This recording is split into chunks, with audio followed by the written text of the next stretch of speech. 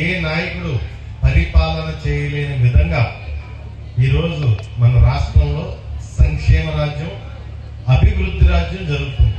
మన రాష్ట్రం సంక్షేమ అభివృద్ధి రాజ్యం జరుగుతుంది. మనం ఖచ్చితంగా మంచిని ఎప్పుడు మంచి అనాలి. జగన్ గారు మంచి చేస్తే ఖచ్చితంగా మద్దతు ఇవ్వాలి మీరు. ఎందుకంటే మీరు జగన్ గారు చేసిన మంచికి మీరు మద్దతు తెలియజేయలేదు అనుకో, ఇంకెవరో కూడా మంచి పని చేయడానికి ముందుకు రాదు. వస్తారా?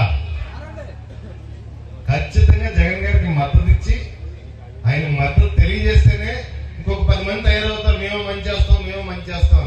అంతేగాని ఆయన మీకు మద్దతు ఇవ్వకపోతే ఎవ్వరూ ముందుకు రారు. అందులోనూ చంద్రబాబు నాయుడు లాంటి నక్కని నమ్మితే ఈ రాష్ట్రంలో గతంలో చూసాం 2014 నుంచి 19 వరకు ఏ రకంగా మోసం చేశాడో.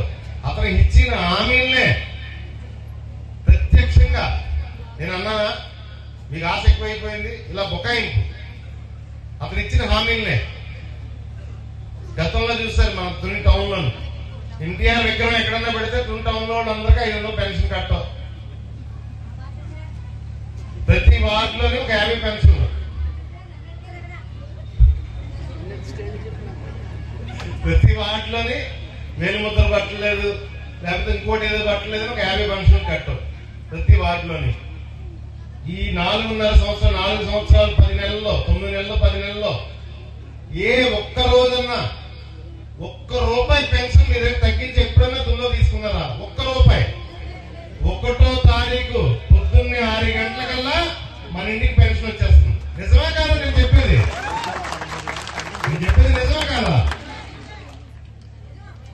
అది మన జగనన్న గొప్పతనం, మీ బిడ్డ జగన్ గొప్పతనం. అది ప్రతి ఒక్క అమ్మ, అక్క, చెల్లి, తమ్ముడు, అన్న ప్రతి సంక్షేమ పథకం ఎక్కడికి ఇంట్లోంచి బయటికి కదలకుండా వాళ్ళ అకౌంట్లకు కానీ వాళ్ళ చేతిలోకి కానీ వచ్చే ఏర్పాటు ఒక్క జగన్మోహన్ రెడ్డి గారు వల్లే సాధ్యపడింది రాష్ట్రంలో.